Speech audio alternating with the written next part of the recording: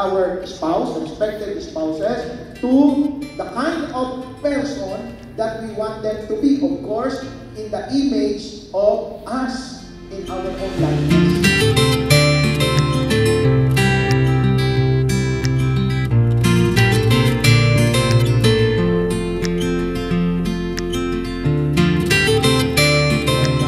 That man prioritize God and His will. So sa ating pong buhay, God's will muna. God's will. We don't never rush things.